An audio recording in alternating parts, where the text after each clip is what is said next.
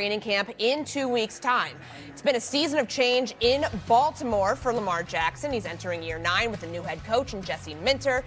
And a first for Lamar, who has been coached by John Harbaugh his entire career. The Ravens went 8-9 last season. They missed the playoffs. And yesterday, it was revealed that Jackson was ranked 69th on the annual NFL Top 100 list. This list, which is voted on by players, is a ranking of players entering the 2026 season.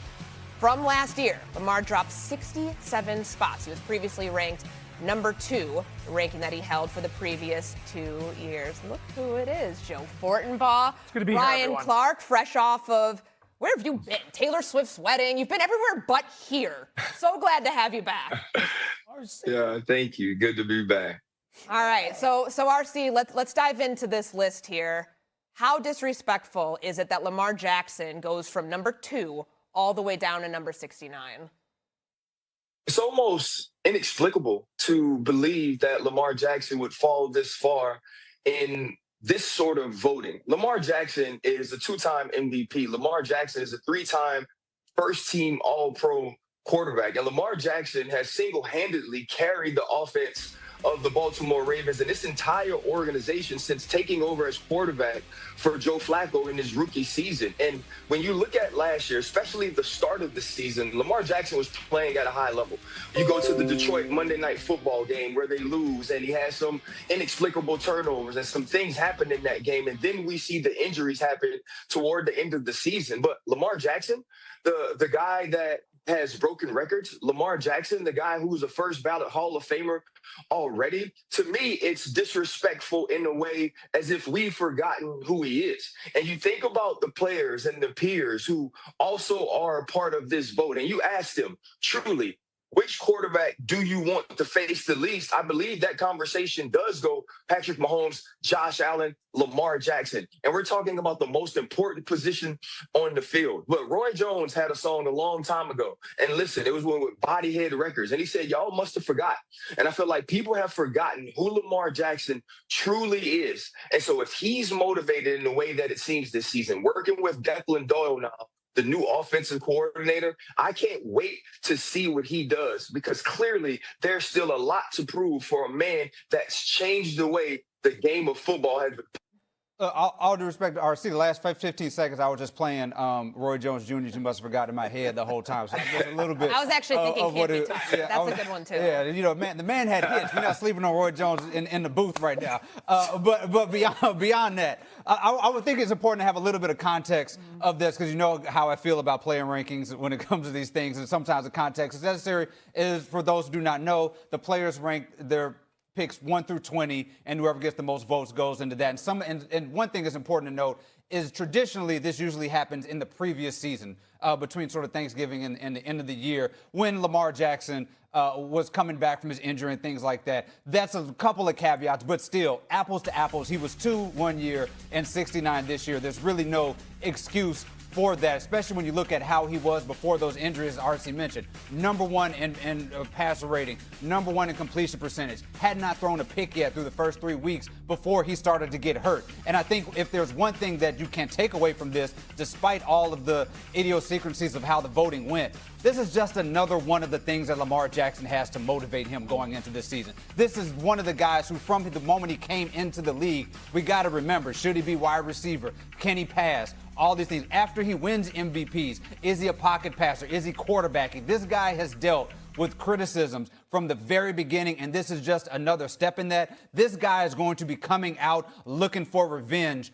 all season, and part of this, I wouldn't be surprised if he writes down that number before every game to remind everybody who he is when the season starts. This is a case study in recency bias, which is where you put too much weight on the more recent events and not enough weight on events that have happened further in the past. A drop from 2 was necessary. The production fell off. The injuries occurred. You're not going to be the number 2 player in the NFL with that taking place. That said, you're not going all the way to 69th, given everything we've seen from you prior to last season, which, by the way, one of the worst of his career, still top 5 in passer rating, still top 9 in quarterback rating. So it wasn't that hideous. Battling the injuries, okay, we're going to drop them. RC and everyone else involved here, we've used words like disrespectful and whatnot. Alarming is the one that comes out to me. Because if you go back to last year when he was number 2, he was ahead of Patrick Mahomes. And we were coming off the conversation going into the Super Bowl against the Eagles where Mahomes was ready to move past Brady as the GOAT. And even though he lost that game, we're sitting in a spot where Jackson, by the players, gets ranked ahead of Mahomes. And the reason for that, every player said it, and RC just talked about it as well, how dangerous he is to game plan for. He's so dangerous to prepare for, so difficult to stop. And in 1 year's time, they have turned around and looked at him and said, 69th. No matter how the voting is done, great job laying that out.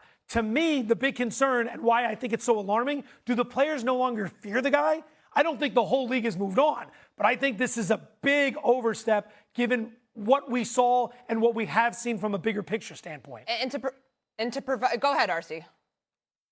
The other thing is this, though. When you look at a guy like Joe Burrow, right, and where he is ranked, they don't take into account how much he's been injured or how little he's played, how awful his team has been as a whole. They look at Joe Burrow when he is on the field, what he has accomplished, and they rank him by that. They rank him by the feeling they get when Joe Burrow is healthy, when Jamar Chase is there, when T. Higgins is there. The same exact thing should go for Lamar Jackson. Outside of Patrick Mahomes, there is no more accomplished quarterback in the entire NFL individually.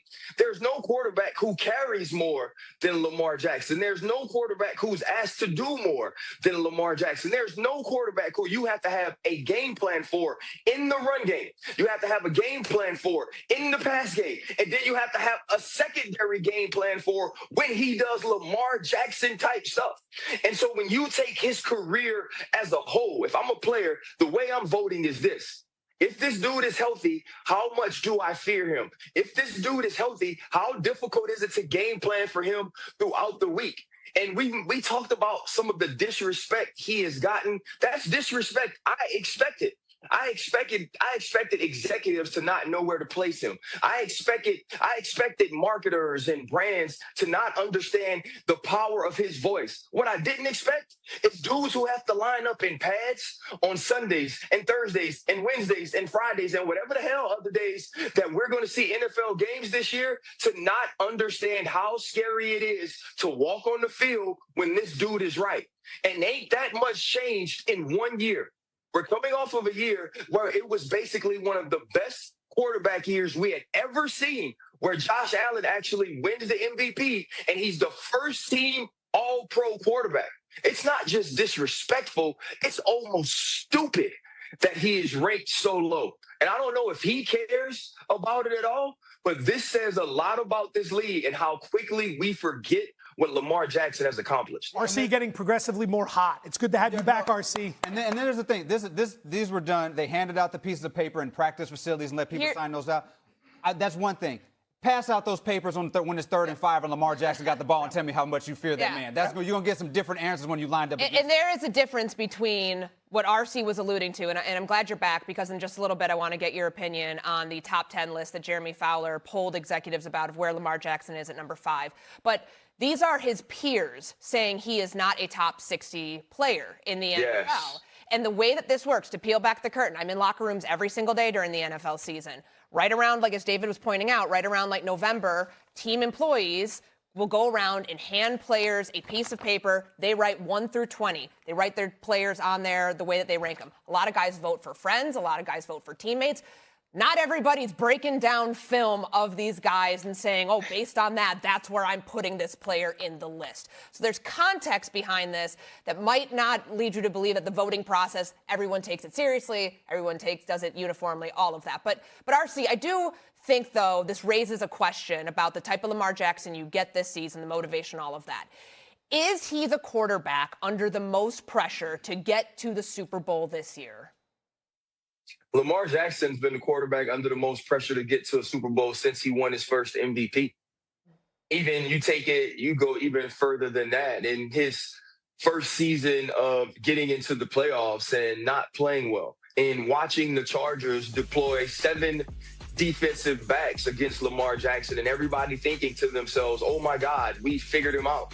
And Lamar Jackson getting to the AFC championships against the Kansas City Chiefs and not being able to score 20 points at home when he had the #1 defense in all of the NFL. And Lamar Jackson rolling out late in the game and hitting his tight end right in the middle of his chest, who is as reliable as any tight end in all of football, and him dropping the ball. Lamar Jackson, since being drafted 32nd overall with the Baltimore Ravens moving up into the first round to get him, has been the quarterback under the most pressure to win a Super Bowl, and that's not changing.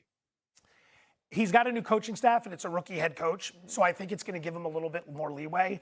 I don't think there's anyone under more pressure than Matthew Stafford this year. Like, Stafford's trajectory and the narrative around Matthew Stafford, if they don't get to the Super Bowl and win this year, that thing's going to change. All those years in Detroit, he was an underdog story. Everyone felt bad for him. The Lions did such a poor job building around him. Suddenly, he's traded to LA. He gets McVay, a great offense, and he wins. And then he wins an MVP. And then he gets Myles Garrett. And Aaron Donald might be coming back. And they're the favorites to win the NFC and the Super Bowl. You don't take care of business this year, that whole narrative and love story everyone has for Stafford, that's going to fall apart. But he's old, so I think he's going to get an old man pass. For me, it's the guy who's #1 on these things. It's Josh Allen. You are the best player in the world, according to just about everybody. You went out there, you had a bunch of turnovers against Denver. This is supposed to be your league. You're supposed to be better than Patrick Mahomes, who's coming off an injury. You're supposed to be better. You have separated yourself in that big three, supposedly. Go out there and win a Super Bowl. This is your year. Yeah, all right. So much more meat on the bone that we will get into here on this topic in just a little bit. But straight ahead,